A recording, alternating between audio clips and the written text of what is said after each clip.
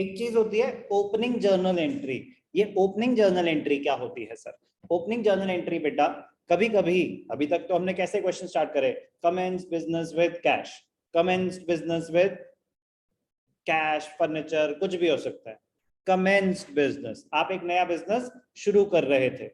ऐसा भी तो हो सकता है कि बिजनेस एग्जिस्टिंग था, नया साल शुरू हो रहा है, नया फाइनेंशियल ईयर शुरू हो रहा है। तो जब नया फाइनेंशियल ईयर शुरू होता है तो आपके पास पहले से कुछ एसेट्स और लायबिलिटीज हो सकते हैं, यस और no?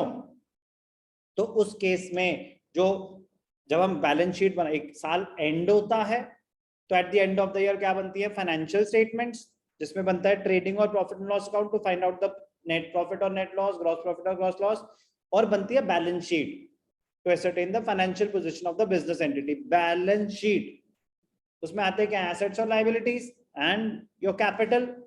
Balance sheet, closing balance, वो बैलेंसेस कैरी फॉरवर्ड होते हैं नेक्स्ट ईयर। क्या एक्सपेंसेस, क्या रेवेन्यू और एक्सपेंसेस के बैलेंस कैरी फॉरवर्ड होते हैं नेक्स्ट ईयर? नो, सिर्फ और सिर्फ एसेट्स, लायबिलिटीज और capital next year carry forward हो जाते हैं, क्योंकि वो मुझे लॉन्ग टर्म बेनिफिट दे रहे हैं। एसेट्स मुझे लॉन्ग टर्म बेनिफिट दे रहे हैं, लायबिलिटीज मुझे अभी पे नहीं करी तो खत्म कैसे कर दूं, कैरी फॉरवर्ड होंगी। और कैपिटल एग्जिस्ट करती है, that is also an internal liability.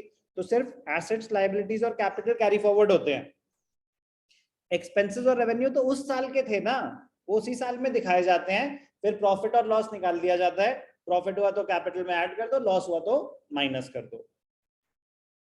तो एसेट्स, लायबिलिटीज और कैपिटल कैरी फॉरवर्ड हुए, तो जो कैरी फॉरवर्ड हुए नेक्स्ट ईयर में, उसका first day of the accounting year क्या एंट्री पास होगी, उसको बोलते हैं ओपनिंग जर्नल एंट्री। पे ध्यान देंगे। Enterprise close their books at the end of the year, ठीक है जी।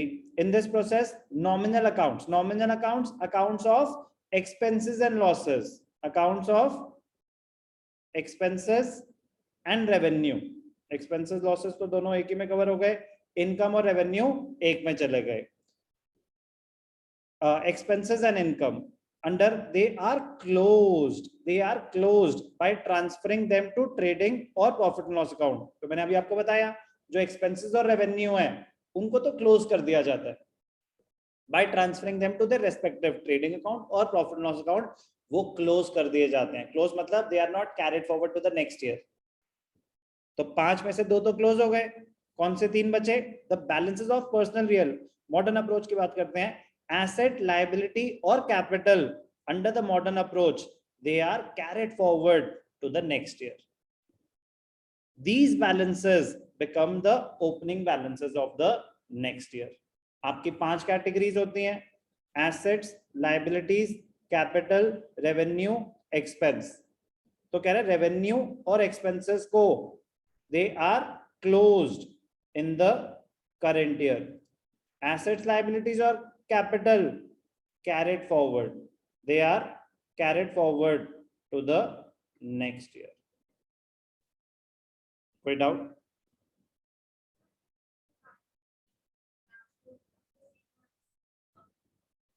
फिर से बोलो।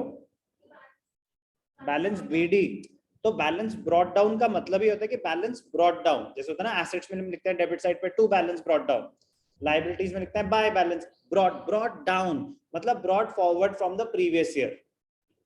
तो एक साल का बैलेंस जब हम आगे लेके जाते हैं तो उसको बोलते हैं बैलेंस कैरेड डाउन, और जब नेक्स्ट ईयर में लेके आए हैं उसको बोलते हैं ब्रॉट डाउन।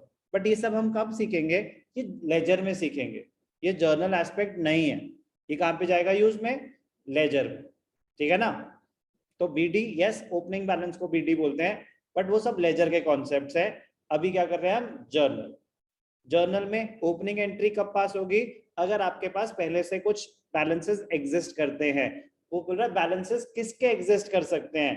कह रहे सिर्फ एसेट, लायबिलिटी और कैपिटल के। कह रहे रेवेन्यू और एक्सपेंसेस के बैलेंस क्यों नहीं एग्जिस्ट कर सकते? कह रहे वो तो क्लोज हो गए, वो तो उसी साल में क्लोज हो जाएंगे, उनको कैरी फॉरवर्ड नहीं किया जाता नेक्स्ट ईयर।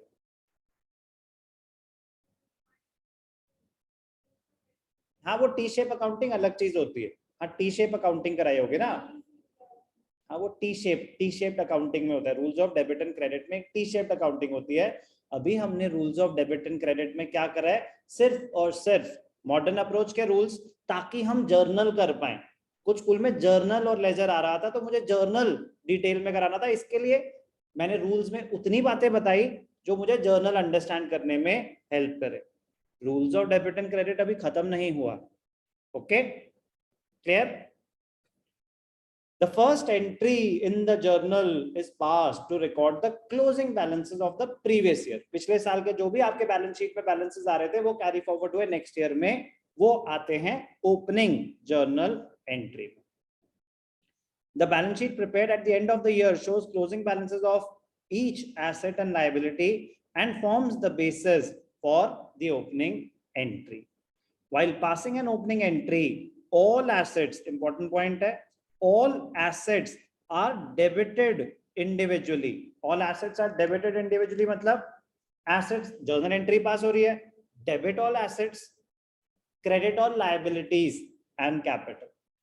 तो डेबिट ऑल एसेट्स मतलब अगर आपका फर्नीचर है तो furniture account debited, land and building debited, जो एसेट्स हैं वो सारे डेबिट हो जाएंगे, और जो लाइबिलिटीज हैं एक्सटर्नल वो क्रेडिट हो जाएंगी। कैपिटल अगर गिवन है तो वो भी क्रेडिट हो जाएगी, बट कभी कभी आपको कैपिटल निकालनी भी पड़ सकती है। तो कैपिटल निकालने के लिए क्या होता है, if assets are equal to liabilities plus capital, capital will be equal to assets minus liabilities. तो ये मोस्ट इंपॉर्टेंट पार्ट है क्या, कि debit all assets whereas capital and liabilities are individually credited.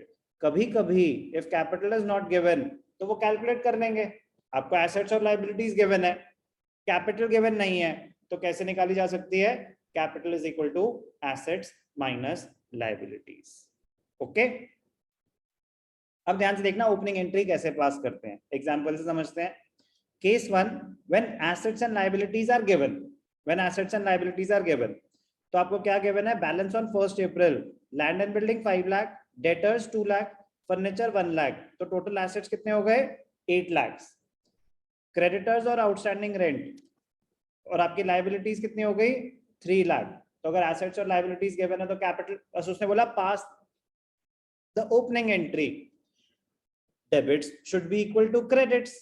Sir assets debit हो गए, liabilities credit हो गई, ये तो डेबिट और क्रेडिट मैच ही नहीं कर रहे। अभी हमें कैपिटल गिवन है क्या, नहीं गिवन, तो कैपिटल निकालेंगे ना। अगर एसेट्स 8 लाख है, लाइबिलिटीज 3 लाख है, तो कैपिटल कितनी हो जाएगी 5 लाख। कोई भी डाउट? ओपनिंग एंट्री क्या पास होगी, debit all the assets, credit all the liabilities, balancing figure will be the capital. तो लैंड एंड बिल्डिंग, अब ध्यान से देखना, एसेट्स कितने 8 लाख, लाइबिलिटीज कितनी 3 lakh. Since assets is equal to liabilities plus capital, capital will be equal to assets minus liabilities, तो capital क्या हो जाएगी 8 lakh minus 3 lakh which is equal to 5 lakh. कोई भी डाउट? तो जर्नल एंट्री क्या पास हो जाएगी, land and building account debited 521, land and building account debited 5 lakh, Ram 2 lakh debtors रहे होंगे, और furniture 1 lakh. Debit all the assets, liabilities, creditors और outstanding rent 2 lakh 1 lakh, creditors का नाम दे रखा तो नाम से आएगा 2 लाख 1 लाख, और बैलेंसिंग फिगर क्या हो गया 5 लाख। अगर कैपिटल गिवन ना हो तो आप यहाँ क्या लिखेंगे, बैलेंसिंग फिगर, क्योंकि आपने कैलकुलेट करी है। अभी हो सकता है कि आपको एसेट्स भी गिवन है, लाइबिलिटीज भी गिवन है, कैपिटल भी गिवन है, वो बस बोल रहे हैं ओपनिंग एंट्री पास कर दो। कह रहे बिल्कुल ही नालायक हो गए, इनसे ये भी नहीं होगा, तो मैं ही दे देता हूँ सारी वैल्यू, आप बस एंट्री पास कर दो। तो ब्रैकेट्स में बैलेंसिंग फिगर मत निकालना, क्योंकि आपने थोड़ी ना कैलकुलेट करा है। बट जब उन्होंने सिर्फ एसेट्स और लाइबिलिटीज दी हैं और कैपिटल आपने निकाली है, तो फिर ब्रैकेट्स में आप लिखेंगे balancing figure. But rule simple सा है, debit all the assets, credit all the liabilities, balancing figure will be capital. But कब होगा balancing figure, if capital is already not given. if it is given तो आपको कुछ calculate करने की जरूरत है क्या, नहीं। कोई भी डाउट? क्लियर? तो ये क्या केस था ओपनिंग एंट्री का, when assets and liabilities are given और कैपिटल हमने खुद निकाली।